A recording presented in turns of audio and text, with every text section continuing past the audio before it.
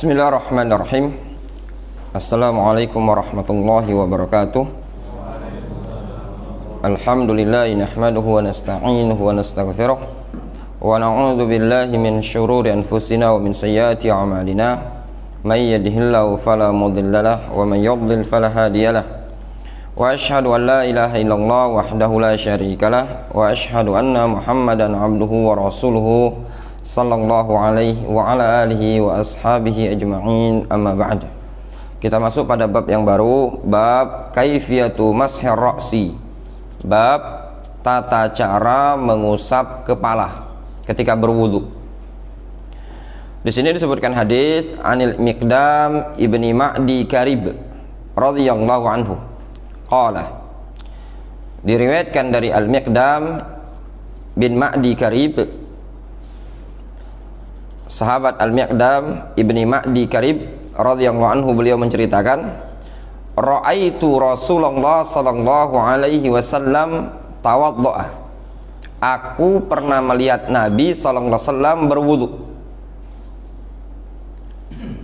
Jadi kejadian yang langsung dilihat oleh sahabat ini.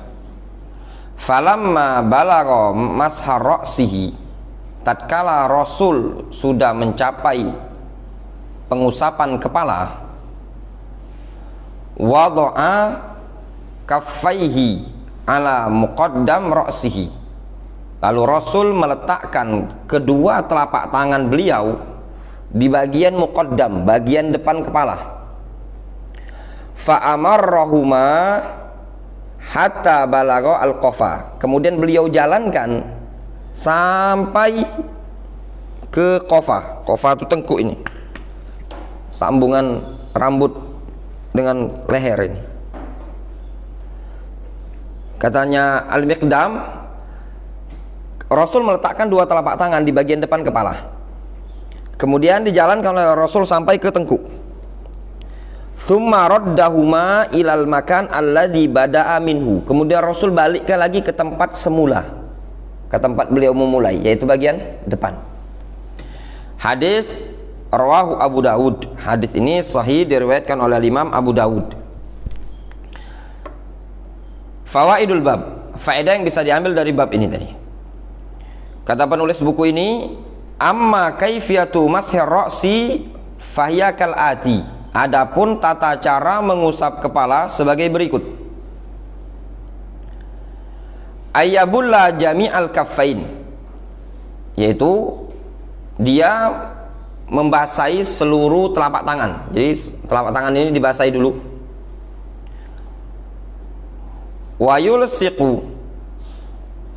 yulsiqu atrafa al-asabi min ihdal yadain bil ukhra, kemudian dia menempelkan ujung jari jemari tangan ini tadi dari yang sebelahnya ke sebelahnya. Jadi tempelkan seperti ini, ya. Wa yabda'a bi muqaddami ra'sihi wa yuruddahuma ilal qafa, kemudian dia mulai setelah dibasahi, ditempelkan seperti ini, ya. Kemudian dimulai pada bagian depan kepala, kemudian dijalankan ke tengkuk. Tsumma yu'idahuma, kemudian dibalikkan lagi ila muqaddamati ra'si, balik lagi ke depan, ke bagian depan kepala. Liyabtalla kila wajhai asy-sya'r, supaya apa? Supaya basah kedua sisi rambut. Jadi sisi depan, sisi belakang basah. Jadi betul-betul ketika itu diratakan sama dia usapannya tadi, mulai dari bagian depan sampai bagian belakang, yaitu tengkuk belakang. Jadi betul-betul merata dengan diusap menggunakan kedua telapak tangan. Was sunnah fi mashihi ma rawa Abdullah ibnu Zaidin, dan yang sunnah ketika mengusap kepala adalah berdasarkan riwayat dari Abdullah bin Zaid, anna Rasulullah sallallahu alaihi wasallam, bahwasannya Nabi sallallahu alaihi wasallam masaha ra'sahu biyadaihi fa aqbala bihima wa adbara bahwasanya Rasulullah SAW mengusap kepala beliau dengan kedua tangan. Beliau membolak-balikkan kedua telapak tangan tersebut. Bada'a bi muqaddami ra'sihi, beliau mulai pada bagian depan kepala. Summa dhahaba bihima ila qafa, kemudian beliau arahkan ke tengkuk. Summa raddahuma ilal makan alladzi bada'a minhu, kemudian beliau balikkan lagi ke tempat semula, yaitu bagian depan. Rawahul jamaah wa kadza haditsul miqdam alladzi fil bab. Hadis ini diriwayatkan oleh banyak para ulama dari Abdullah bin Zaid. Demikian juga yang disebutkan dalam hadis al-miqdam pada bab ini. Itu tata caranya. Jadi dimulai dari bagian depan ke belakang, kemudian balik lagi ke depan. Wal al-mar'ah fi mas'i ra'si ka rajuli. Wanita pada permasalahan mengusap kepala sama seperti laki-laki. Jadi wanita sama seperti laki-laki, tidak ada perbedaan. Qala Allama Al-Utsaimin, berkata Syekh Ibnu Utsaimin, al-mar'atu yushra'u laha fi mas'i ra'si ma yushra'u lirrajuli. Wanita disyariatkan baginya tatkala mengusap kepala seperti yang disyariatkan bagi laki-laki. Fatadha'u yadaiha ala muqaddami ra'si, dia meletakkan kedua telapak tangannya pada bagian depan kepala. Summa taruddahuma ila qafahu, summa taruddahuma ilal mahal alladzi bada'at minhu, kemudian dia arahkan kedua telapak tangan tadi ke bagian tengkuk, kemudian dibalikkan lagi ke tempat yang semula dia memulai, yaitu bagian depan. Kama yasna'ur rajulu wa la yalzamuhuma an tamsaha ila asfali ra's, sebagaimana yang dilakukan oleh para lelaki, dan tidak harus bagi wanita untuk mengusap kepala tersebut sampai ke bagian bawah kepala. Bal tamsah ila had manabit asy-sya'r, bahkan cukup bagi wanita tadi mengusap sampai ke batas terakhir tumbuhnya rambut, yaitu tengkuk ini tadi, qafa itu. Jadi tidak sampai ke bawah sekali. Wa kadzalika ar-rajul idza kanat lahu sya'run tawilun ilal katifain, demikian juga laki-laki apabila mereka memiliki rambut yang panjang sampai ke pundak, fa innahu la yalzamu ayyamsaha illa ala qadri manabit asy-sya'r faqat, maka tidak harus bagi dia mengusap kepala tersebut melainkan sesuai dengan kadar ukuran tempat tumbuhnya rambut saja. Maksudnya kalaupun panjang rambutnya, bukan maknanya diusap sampai ke terakhir rambut. Jadi kalau wanita panjang misalkan sampai ke ujung rambut, bukan, tapi intinya sampai ke tengkuk. Walaupun ketika diusap ke belakang, mentok di tengkuk ini tadi masih ada rambut yang menjulur misalkan di bahu, itu tidak perlu diusap, karena yang dipatokkan adalah tengkuk kepala, bukan ujung rambut. Kemudian hukmu ma nazala min sya'ri ra'si, hukum bagian yang menjulur dari rambut kepala tadi. Apa hukumnya bagian yang menjulur kalau rambutnya panjang? Qala al-Hanafiyah wa Syafi'iyah wal Hanabilah, berkata para ulama dari kalangan ulama Hanafiyah, Syafi'iyah dan Hanabilah, mazhab Hanafi, mazhab Syafi'iyah, mazhab Hanbali, mereka mengatakan la yajibu mashu ma nazala 'anil ra'si min asy-sya'r li'adami musyarakatihi ar-ra'sa fi tara'us, tidak wajib mengusap bagian yang menjulur panjang dari rambut seseorang dari kepala tersebut, dikarenakan tidak bersyarikatnya rambut tersebut pada bagian kepala fi tara'us, ketika berada di atas. Karena kan yang dipatokkan mengusap, Rasul menyebutkan ar-ra's, kepala. Mengusap yang dipraktikkan Rasul mengusap kepala. Sehingga rambut ini tadi tidak berada pada bagian kepala, tapi menjulur ke bawah. Adapun rambut-rambut yang berada di bagian kepala, musyarakah fi tara'us, berserikat pada bagian kepala ini tadi, maka wajib diusap. Sehingga yang menjadi patokan adalah rambut yang ada musyarakah, ada kesyarikatan pada bagian kepala. Adapun yang sudah menjulur panjang, sudah melewati bagian kepala, maka tidak perlu diusap.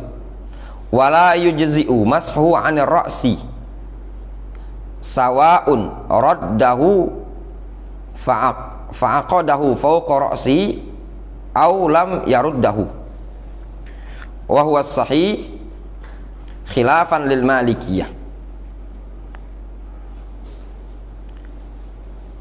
Dan tidak sah pengusapan rambut yang sisa tadi, ya, dari mengganti kepala, baik dia balikkan lagi kemudian diikatkan di atas kepala atau tidak dibalikkan lagi. Maknanya rambut itu tadi tidak bisa mewakili pengusapan kepala, rambut yang panjang tadi. Dalam artian kalau seandainya dia misalkan diusapnya rambutnya yang diusap, bukan kepalanya, itu tidak sah. Yang diinginkan oleh Rasul adalah kepalanya, bukan rambutnya. Rambut itu cuma tabi, ngikut.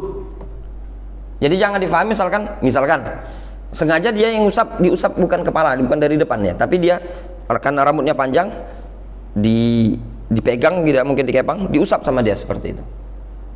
Nah, itu tidak sah. Walaupun sudah diusap sama dia, kemudian dikepang lagi, ditaruh di atas kepala, itu tidak diperbolehkan. Tapi yang diusap betul-betul bagian kepala, bukan bagian rambut. Rambut yang ikut diusap itu adalah rambut yang nempel di kepala. Adapun yang tidak nempel itu tidak wajib diusap. Wa huwa sahih khilafan lil malikiyah. Lau anna wa ghasala ra'sahu badalan minal mashi ajza'ahu 'ala sahih. Nah, kemudian kata penulis buku ini, kalau seandainya dia membasuh kepalanya, bukan mengusap, sebagai pengganti dari pengusapan, maka sah-sah saja menurut pendapat yang sahih. Menurut pendapat yang sahih, menurut penulis buku ini, kalau kepala tadi dibasuh, sah saja. Li'annahu mashun wa ziyadah. Alasan dia, dikarenakan itu dianggap pengusapan, ada plus juga pembasuhan. Wa bihi qala al-jumhur, dan itu pendapat jumhur. Masalah ini ada khilaf. Sebagian para ulama mengatakan tidak sah dibasuh, tapi harus diusap. Kenapa? Dikarenakan ayat Al-Qur'anul Karim mengatakan wamsahu biru'usikum, usaplah kepala kalian. Tidak menyebutkan membasuh. Membasuh itu gambarannya misalkan diambil air kemudian digosok-gosok sama dia, itu namanya membasuh. Bolehkah seperti itu? Menurut jumhur sah saja, tidak masalah. Namun mereka mengatakan tindakan seperti ini mukhalafatus sunnah, menyelisih sunnah. Tapi kalau dikatakan sah, katanya sah saja. Wa ma'adzalika fa innahu yakunu mukhalifan li hadis Nabi sallallahu alaihi wasallam. Namun kata jumhur, bersamaan hal tersebut kalau dikatakan sah-sah namun menyelisih petunjuk Nabi sallallahu alaihi wasallam. Fala yanbaghi ta'ammada dzalik. Maka tidak pantasnya dia menyengaja. Wala kadzalikal istimraru 'alaihi kullama tawaddaa. Demikian juga tidak sepantasnya dilakukan terus-menerus setiap kali dia berwudu. Fa inna ta'ammuda mukhalafatin Nabi sallallahu alaihi wasallam maksiyatun. Dikarenakan tindakan sengaja menyelisih bimbingan Nabi sallallahu alaihi wasallam dianggap kemaksiatan. Namun Allah alam, kalau anak pribadi lebih condong ke pendapat yang menyatakan tidak sah kalau dibasuh. Karena ayat Al-Qur'anul Karim membedakan antara pengusapan dan pembasuhan. Ya, pembasuhan itu misalkan diambil gayung atau dia dibawa keran, itu tadi dia dibawa keran, ada air, digosok-gosok sama dia. Boleh tidak seperti itu? Di sini terjadi khilaf di kalangan para ulama. Jumhur ulama mereka mengatakan sah, tidak masalah. Kenapa? Karena ada juga unsur pengusapan. Ketika seseorang gosok-gosok seperti ini, berarti kan ada ngusap juga. Itu tadi. Namun sebagian para ulama mengatakan tidak sah. Kenapa? Dikarenakan itu bukan mengusap tapi membasuh. Sedangkan ayat menyebutkan usaplah. Nah, itu tadi letak akar permasalahan. Wallahu a'lam dalam hal ini tadi ya. Kalau anak pribadi lebih condong ke pendapat yang menyatakan tidak sah kalau dibasuh tapi diusap, karena dibedakan di dalam ayat Al-Qur'an ketika menyebutkan wajah. ada perintah untuk membasuh, ketika tangan dibasuh, ketika kepala itu disebutkan diusap, ya. Kemudian bab adapun hadisnya sebagai tambahan, adapun berkaitan dengan hadis yang menyebutkan dimulai dari tengkuk, kemudian dibalikkan ke depan, kemudian dibalikkan lagi ke tengkuk belakang.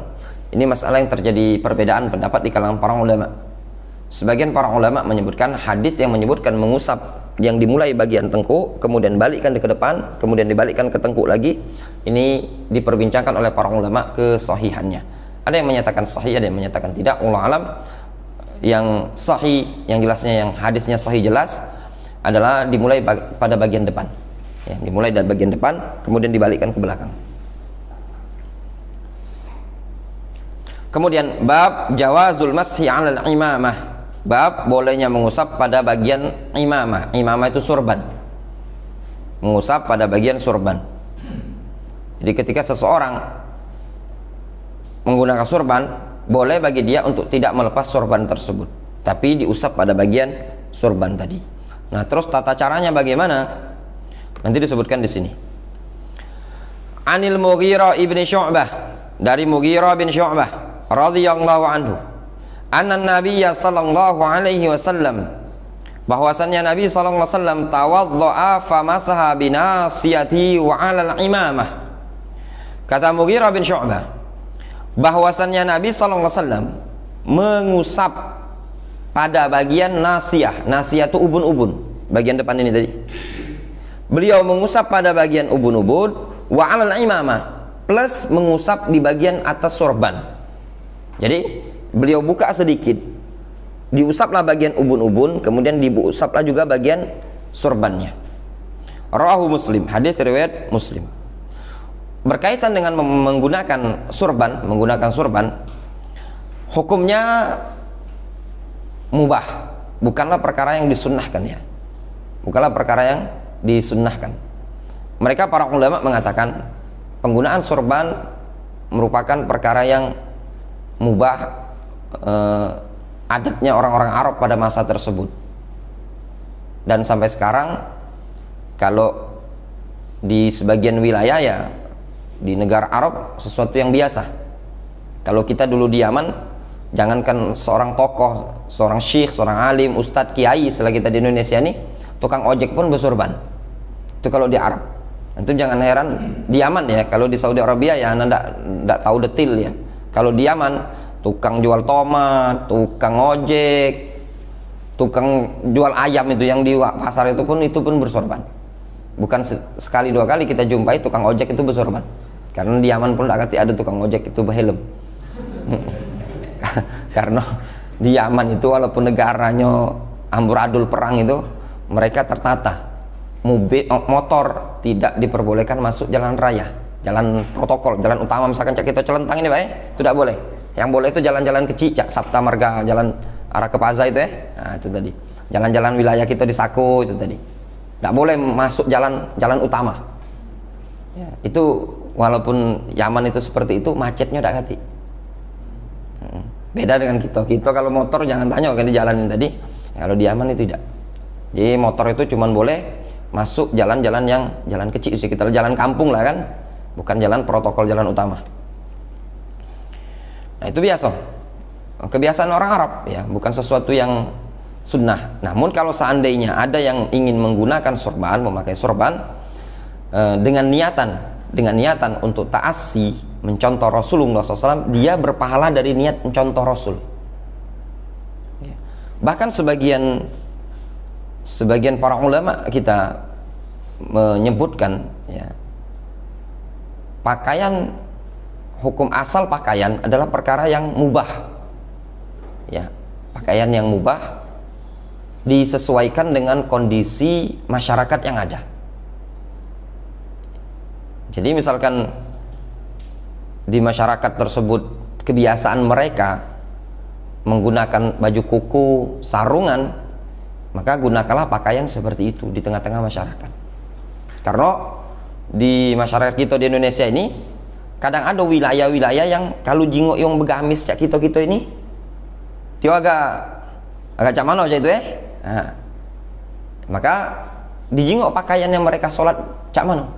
Kalau mereka pakaian biasanya kukuan, sarungan, maka ikuti pakaian yang ada di masyarakat tadi selagi tidak melanggar syariat itu tadi.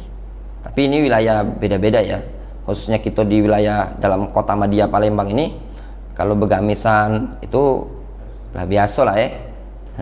Cuman kalau bersurban baik yang mungkin jarang. Tapi kalau antum mungkin sholat di masjid-masjid sekitar Sekip situ, belakang Aston itu mungkin biasa surbanan itu baik. Nah itu tadi sekitar sana mungkin banyak lah. Nah, tapi kalau mungkin di wilayah kita di Saku ini tadi jarang kita jumpai yang masyarakat kalau sholat itu bersorban kecuali lebaran ya. Kalau cadar, mana cadar misalkan. Nah, cadar ini tadi dia masuk ke perkara yang sudah disyariatkan Pak, bukan lagi masuk perkara mubah. Ngapa? Karena sudah ada ayat Al-Quran. Jadi pakaian-pakaian yang sudah ada dalil, seperti wanita kan berpakaian memang sudah ada ayat yang menyebutkan menutup seluruh aurat. Nah, bagaimana dengan cadar? Nah, terkait cadar ini terjadi khilaf di kalangan para ulama, itu hukumnya sunnah atau wajib kah ya? Itu kan jadi khilaf di kalangan para ulama. Terlepas masalah sunnah atau wajib, intinya perkara yang disepakati oleh para ulama, cadar itu disyariatkan. Cuman mereka khilaf itu hukumnya sunnah atau wajib. Nah, yang mubah itu, yang tidak katik dalil itu secara anjuran ya, secara anjuran warnanya hitam. Warna hitam itu bukanlah sesuatu yang secara dalil disyariatkan, dianjurkan. Ingat ya, dianjurkan, disyariatkan. Yang ada dalam dalil itu ketika itu dijumpai pakaian wanita-wanita di zaman Rasul warnanya bagaikan burung gagak. Yang burung gagak itu hitam. Nah, jadi diambil kesimpulan oleh para ulama, pakaian wanita itu yang terjadi di zaman Rasul menggunakan warna hitam. Kalau dalam ilmu usul fikih namanya wasfun tordi. Wasfun tordi, warna yang kebetulan saja gitu loh. Sudah lumrah di kalangan mereka. Nah, apakah warna hitam itu sesuatu yang disyariatkan? Dikembalikan kepada kondisi apabila warna hitam tadi lebih sopan dan lebih tidak mencolok, maka bagus warna hitam. Nah, karena tujuan dari pakaian wanita itu adalah tidak membuat tertarik laki-laki. Kalau seandainya dia pun bercadar tapi yang nyingoknya tuh anggun, ya sama baik, walaupun warnanya hitam, walaupun bercadar Pak Wahid. Dulu zaman-zaman anak diaman, cewek-cewek yang akhwat yang masih belia-belia ya, 16, 17, 18, di bawah 20 itu, dulu kan anak kan pernah ikut ujian kampus. Jadi pas ujian kampus papasan lah sama mahasiswi itu. Ya mereka cadaran juga, tapi kalau nak diomongin masih mending. Kadang sebagian akhwat di Indonesia ini kalau mereka cadaran kadang kerudungnya masih besar, baju abayanya masih longgar. Ya agak modern, ngetren lah, ngetrennya cadaran, kerudung itu tidak terlalu longgar, nah segini. Anak-anak mahasiswa itu tadi dengan menggunakan pakaian baju yang banyak manik-maniknya tuh itu tadi, dengan mata dicelaki. Oh itu Pak Wahid, itu bahaya banyak Pak Wahid, baca dah balik itu. Yang seperti itu masih belum dikatakan syar'i selama ana di Yaman ya. Ndak pernah ana melihat wong Yaman asli itu ndak berkerudung, selalu berkerudung. Cuman yang kadang masih ada didapati mereka tuh tidak bercadar ya. Woi, kalau yang tidak bercadar itu Pak Wahid itu betul-betul bisa mengucapkan lafaz ma khalaqta hadza batilan. Dan termasuk kebiasaan mereka kadang di sebagian kabilah Arab itu suka ngantingnya apa, ngindi hidung itu tadi. Intinya orang Arab itu memang benar kata istilah orang Arab itu kalau perempuannya umur masih belasan, masih di bawah 25 tahun itu luar biasa ya. Tapi kalau lah di pucuk 25 lah anak dua derum berjalan, itulah perumpamaannya. Dan mereka termasuk kebanggaan, istilahnya kalau ada ikhwan nikah dan dia bisa ngajak ke tempat mertuanya setelah beberapa tahun pernikahan, istrinya gemuk, itu suatu kebanggaan. Berarti ini istri diurus. Itu tadi. Mungkin diumpamakan dia sama kambing. Kalau kambing dijuk makan gemuk itu tadi kan. Berarti yang beliharanya bisa merawat ini tadi. Itu tadi. Kalau salah sekian tahun menikah, 5 tahun pernikahan masih kurus, ini dicurigai dalam masalah nafkah. Kurang makan. Jadi itu berkaitan dengan seputar masalah pakaian ya. Dan untuk pakaian ini diingatkan kepada kawan-kawan, kita ini ahlus sunnah ini lah asing ya, lah asing. Kalau kita sholat di tempat umum, alangkah baiknya kita ini menyesuaikan pakaian yang ada di masyarakat umum ini tadi. Sebagian kita yang kelemahan kita yang pengajian ini seringnya terjadi di ikhwan-ikhwan yang baru-baru kenal ngaji, yang muda-muda. Kalau sholat di tempat umum, gunakanlah pakaian yang lumrah di kita nih tadi. Misalkan kita tinggal di suatu komplek yang masyarakat ini tadi yo biasa sarungan, biasa baju kuku, bepeci, meloklah pakaian yang seperti itu tadi. Jangan modelnya tuh celana cingkrang, bekurta, bepeci ida. Ini kan kadang dijingoi wong tuh, cak mana penampilan wong ini tadi. Kalau kita sarungan di atas mata kaki, ini kadang di tempat awam tuh biasa ya, tidak masalah. Tapi kalau celana di atas mata kaki tuh, melok sholat tuh wong tuh kadang mikir, nak sholat atau apa ini tadi. Karena sebagian masyarakat awam masih tabu nyingoi sholat kita di tempat umum itu tadi, celana cingkrang itu tadi. Nah kalau sarungnya kita di atas mata kaki, masyarakat tidak terlalu dikomplain sama mereka. Nah kemudian juga kalau gunakan gamis panjang, misalkan jubah uji kita ini tadi, nah upayakan celana tuh jangan di bawah mata kaki, di bawah apa? Di bawah gamis. Ya kan, jangan gamisnya ya apa beli, maksudnya itu kan agak yang panjang dikit itu tadi kan, jangan yang gamisnya tuh maaf tuh ngomong di dengkul bawah dikit ya kan, sedangkan celananya tadi lah nak di mata kaki, jadi nyingok penampilan tuh agak kurang camano aja itu tadi. Ditambah pula sarung misalkan, jadi 3 tingkat, celana, sarung, gamis, berompi itu tadi. Nah antum bersorban, jadi penampilan baik wong awam tuh kadang ini pengalaman anak. Jadi anak pernah nak kajian, ada ikhwan di tempat umum ini, kami kajian di tempat umum. Jadi ada ikhwan yang waktu itu maki gamis besarung. Nah kebetulan sarungnya ini tadi tenaik tinggilah sarung dibandingkan celana ya, waktu itu lagi nak wudu, di belakang ada ibu-ibu tuh nunjuk ikhwan itu tadi kan. Dalam hati anak, caknya mungkin celana ini tadi kan uang. Jadi misalkan uang tuh kan nyari-nyari kesalahan dari cara penampilan kita. Nah ini yang mohon diperhatikan dalam berpakaian. Jangan kita beralasan kan mubah juga tidak haram. Memang tidak haram, tapi di tengah-tengah masyarakat ini kadang penampilan pakaian itu jadi sorotan masyarakat, jadi celah untuk menolak dakwah sunnah ini tadi karena pakaian. Kemudian qala Ibnul Qayyim, berkata al-Imam Ibnul Qayyim, wa kana yamsahu ala ra'si taratan wa 'ala al-imama taratan. Dulu Rasul mengusap pada bagian kepala ya, pernah mengusap pada bagian kepala, dan bagian sorban pernah juga. Jadi pernah sekali beliau pada bagian kepalanya saja, beliau mengusap pada bagian kepala. Pernah beliau juga mengusap pada bagian sorban. Wa 'alan nasya wal imamah taratan. Dan beliau pernah mengusap pada bagian ubun-ubun dan sorban. Jadi ada 3 kondisi yang dulu dilakukan oleh Rasul. Murni mengusap kepala, murni mengusap sorban, kemudian yang ketiga menggabungkan pengusapan ubun-ubun plus sorban.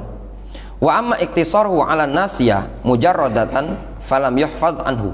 Adapun kalau cuma sekedar ngusap ubun-ubun secara murni tanpa diusap sorbannya, ubun-ubun saja, ini tidak dinukilkan dari Nabi SAW. Jadi misalkan kalau cuma basahi usapkan ubun-ubun, itu tidak ada riwayat dari Nabi SAW. Fawaidul bab, faedah bab ini. Al-mashu 'alal imamah masyru'un wa jaizun liman kanat 'ala ra'si imamah. Mengusap di atas sorban adalah perkara yang disyariatkan dan boleh bagi orang yang memiliki sorban pada bagian kepalanya. Wa yadullu 'ala dzalika haditsul bab. Argumentasinya adalah hadis yang disebutkan di buku ini. Wa hadits Amr ibn Umayyah qala, dan juga hadis Amr bin Umayyah, beliau mengatakan, ra'aitun nabiyya sallallahu alaihi wasallam yamsahu 'ala imamatihi wa khuffaihi.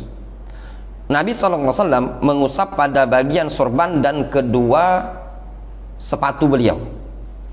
Wa huwa madhhabul Hanabila wa Syafi'iyah. Ini adalah pendapat mazhab Hanbali dan Syafi'iyah.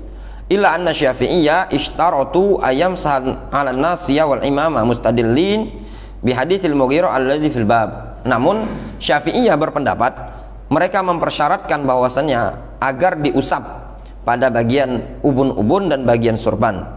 Mereka berdalil dengan hadis Al-Mughirah yang ada di bab ini tadi.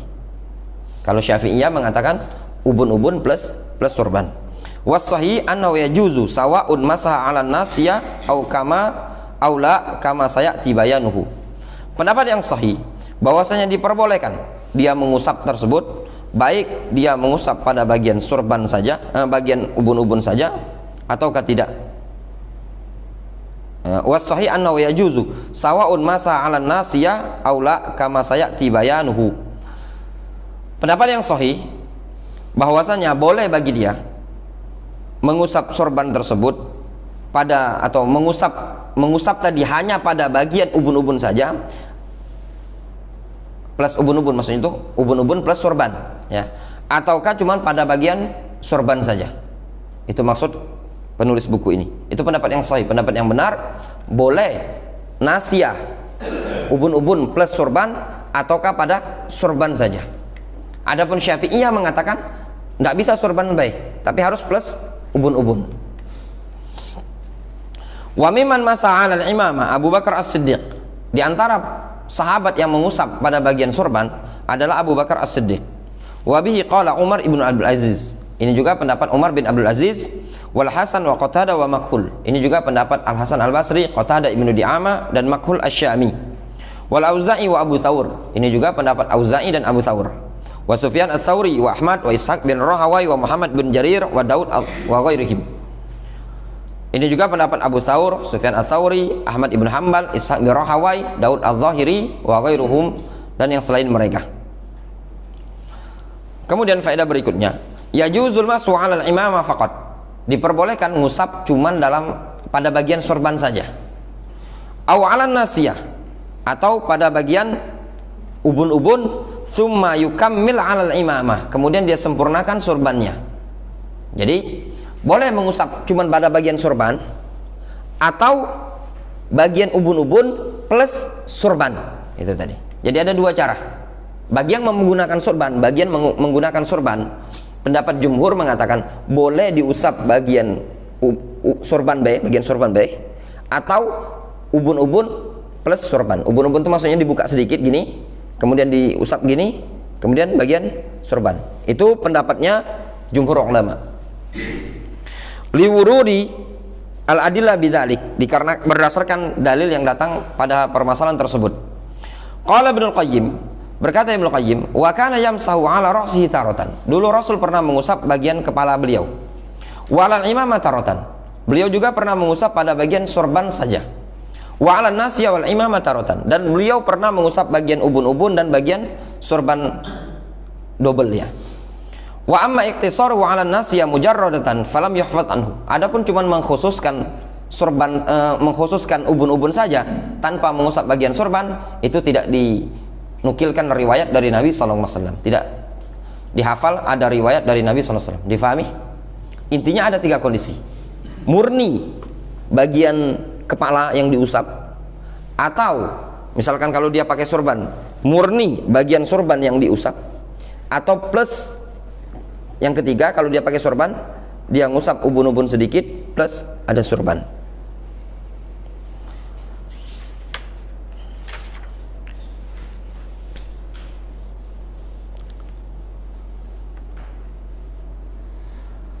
Wallahu ta'ala a'lam. Adapun sisanya ini mungkin kita cukupkan sampai di sini. Insyaallah kita lanjutkan pada pertemuan pekan depan. Naktafi bihadzal qadar. Subhanallah. Bihamdik asyhadu an la ilaha illa anta